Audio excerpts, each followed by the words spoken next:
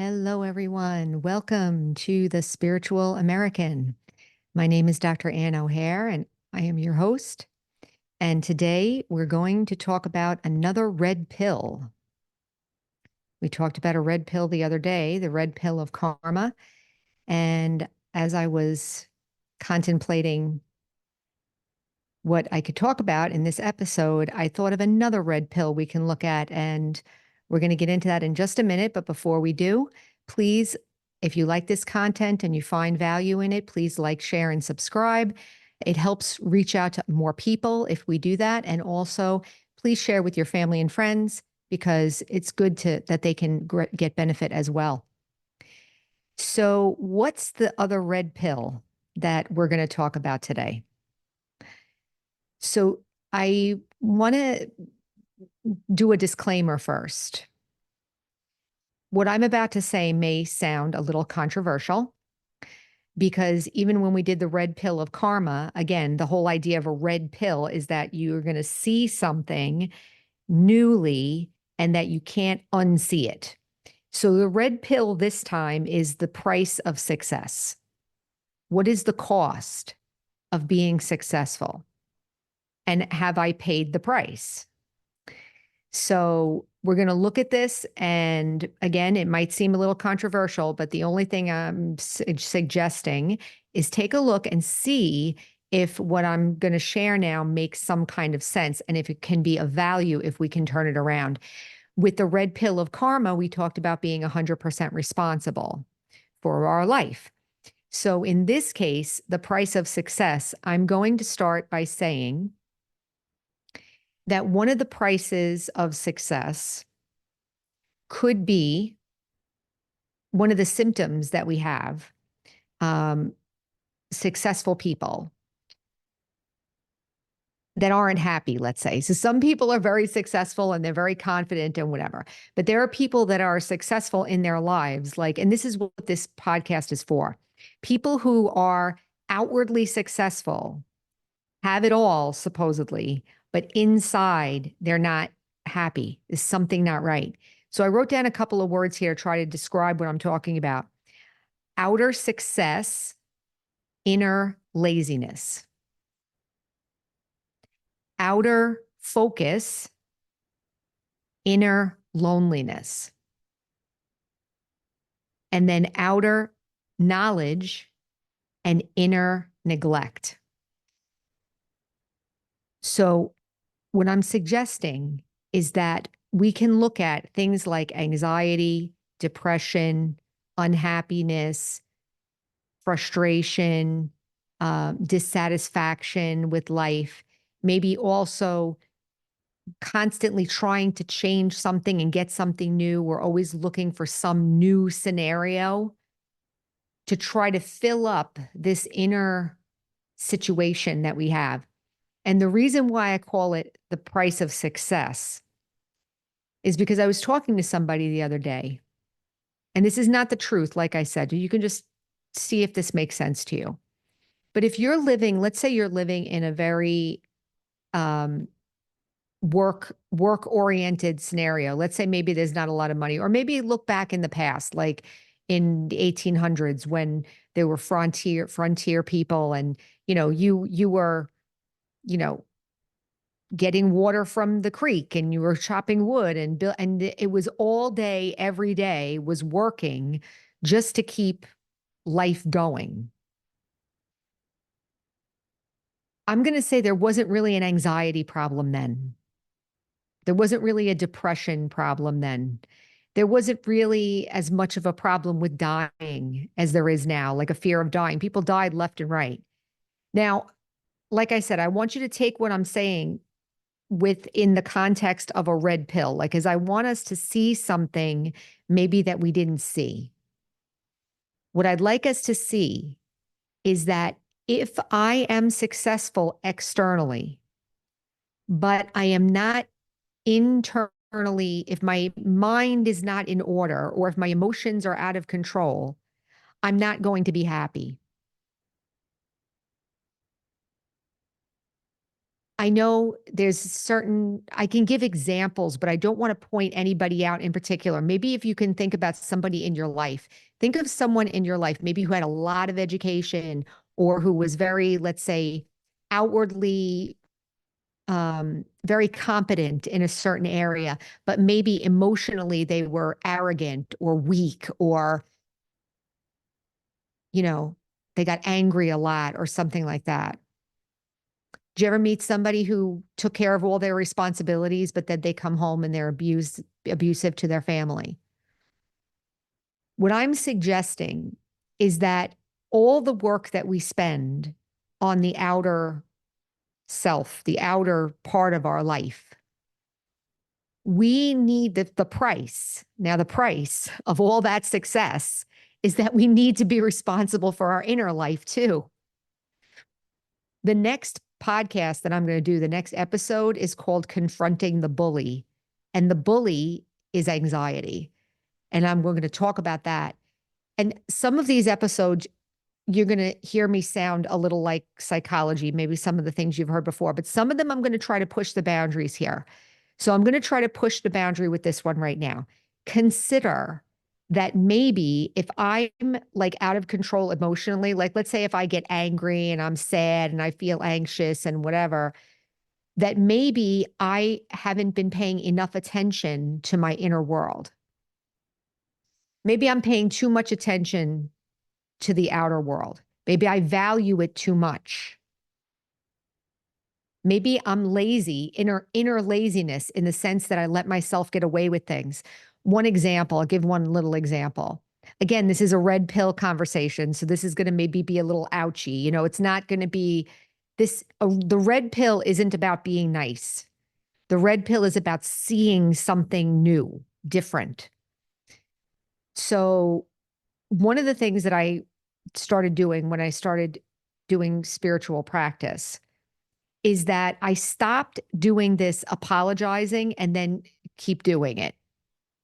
I don't know if you know that thing. You know, you fight, you get into an argument with someone and you say, "Oh, I'm so sorry, I yelled and whatever." And then 2 days later, you're back doing the same thing. And we see ourselves do it, we see other people do it. And we kind of have accepted that. This is what I mean by laziness. We've kind of accepted that, oh, this is part of life, that they're just going to be angry and they're just going to fly off the handle and behavior is going to be like this and that. And then they're just going to apologize and I expect an apology and then that's it. But then what's to stop them from doing it again? So, what I'm talking about now is just as disciplined as we are on the outside, just as disciplined as I am with making sure that my clothes are right and making sure that my status is good and making sure all this stuff is on the outside, all the success, the outward success. I should be just as diligent on managing my own feelings, managing my own emotions. And I should be just as strong with that.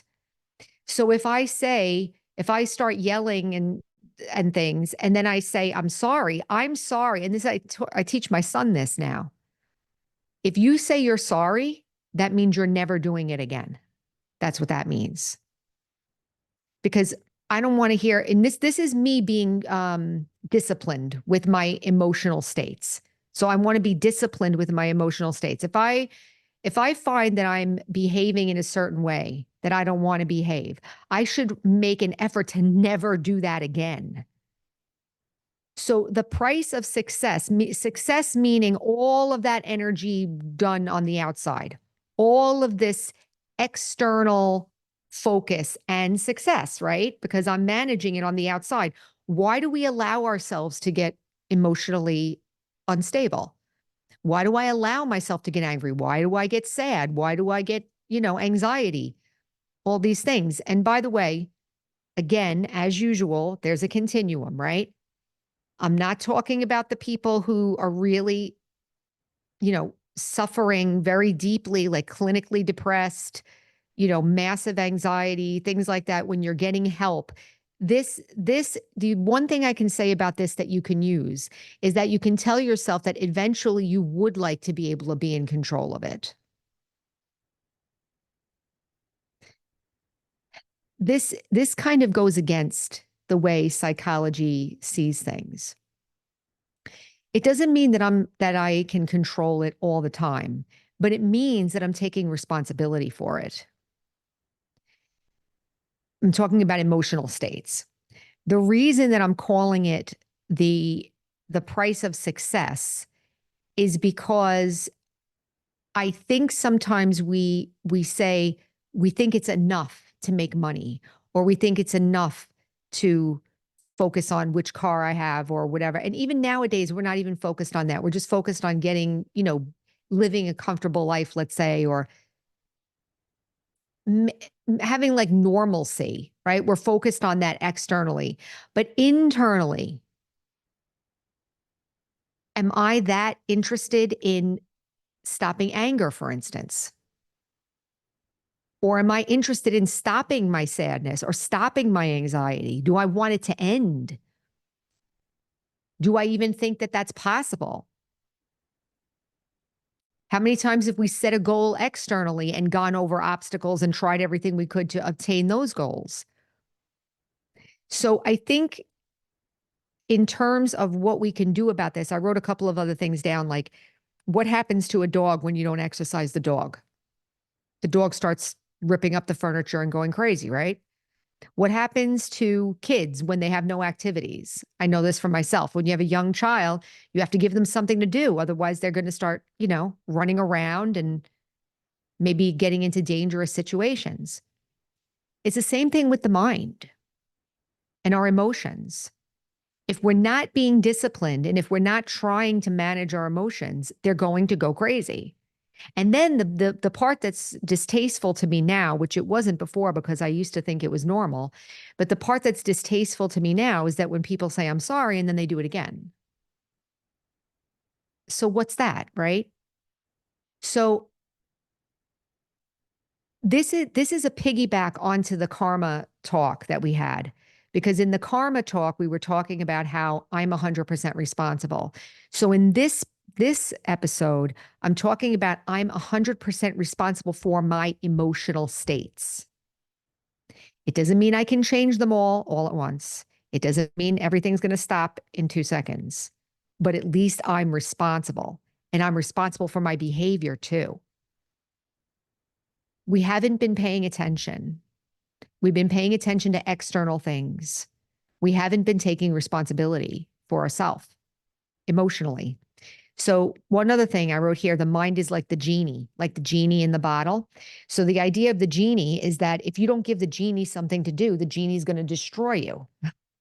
It's not like Aladdin with Disney, but the idea of the genie is powerful. So, the mind is very, very powerful. Emotions are very, very powerful. Why do we allow fights to happen, for instance?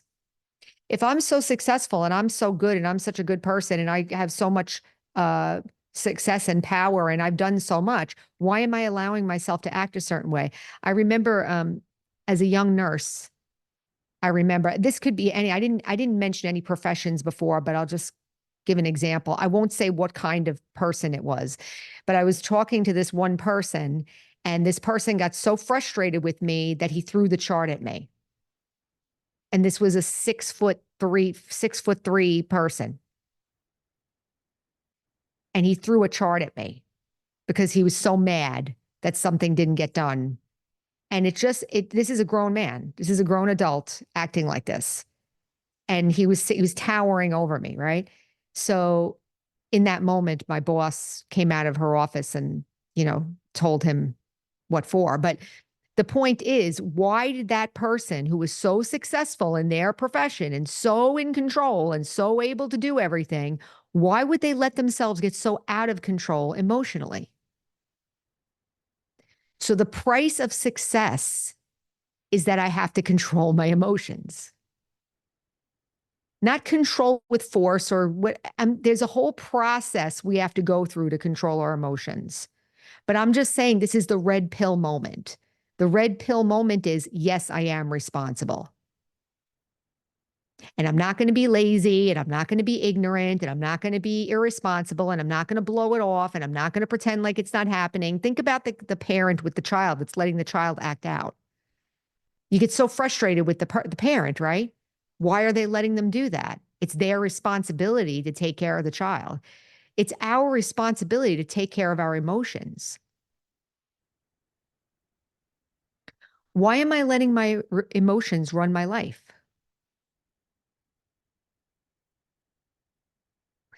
How many cultural norms have been built around this?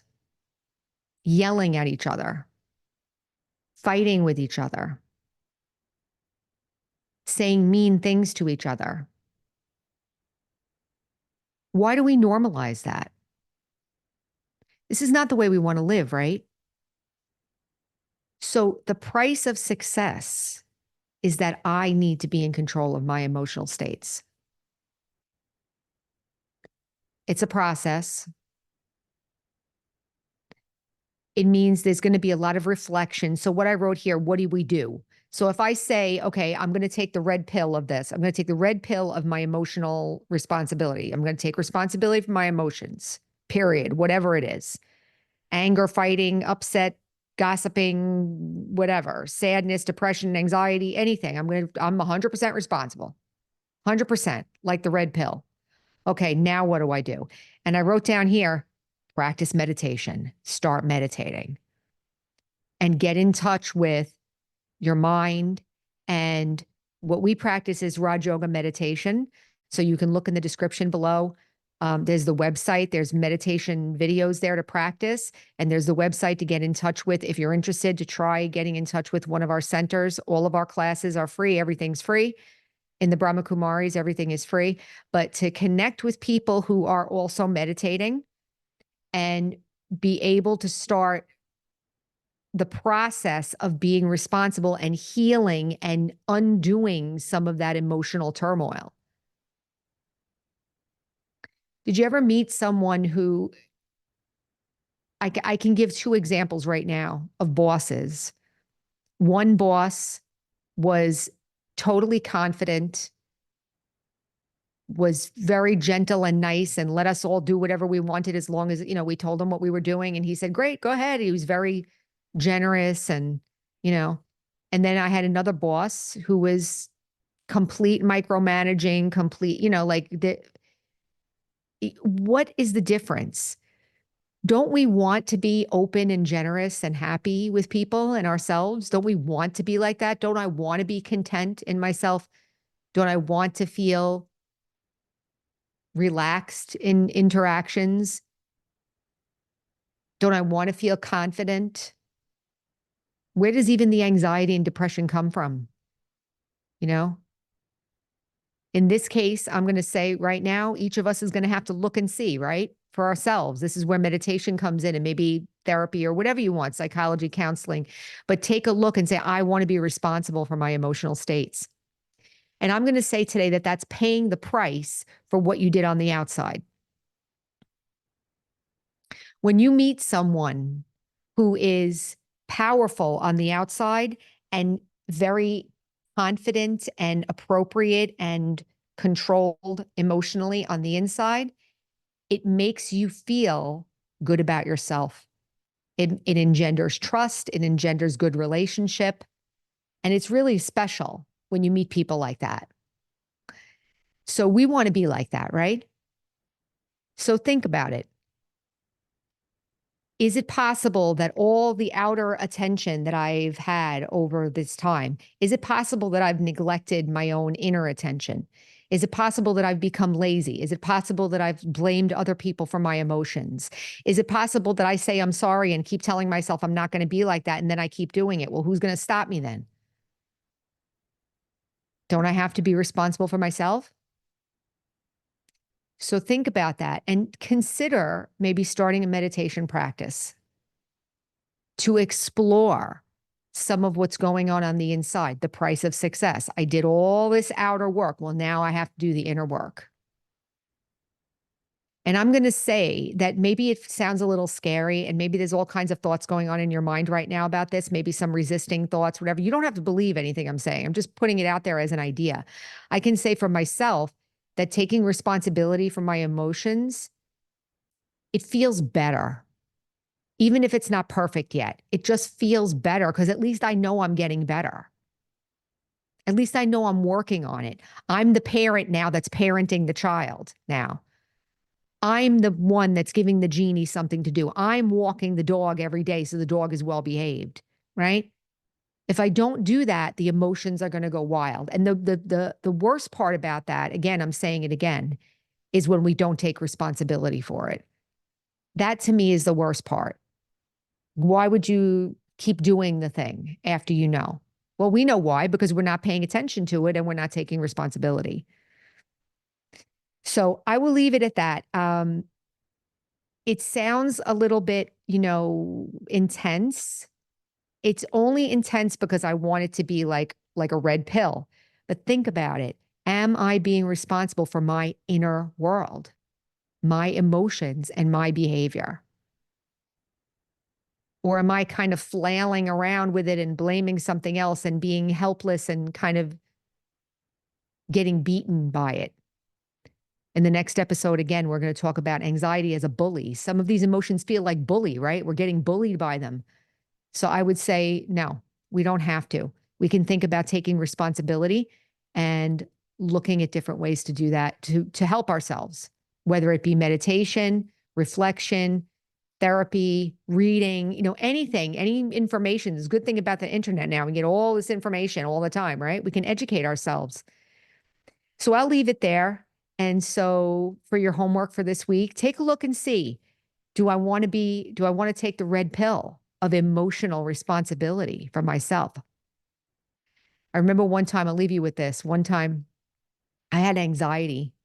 Um, I'm not going to say it's completely gone, but I went like 6 years with no symptoms, and then it came back, and now it's gone again. So I've accepted that maybe it'll come back here and there. But I remember when I was really in the throes of it, a friend of mine said to me, "You have to get mad at it."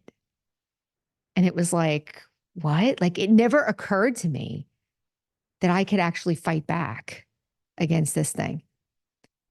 So that's a little preview of the next episode, but I'll leave it there. And so remember, our slogan is heal, empower, and serve. And it's serve because every time I get better, everyone around me and the whole world gets better too. So until next time, take care.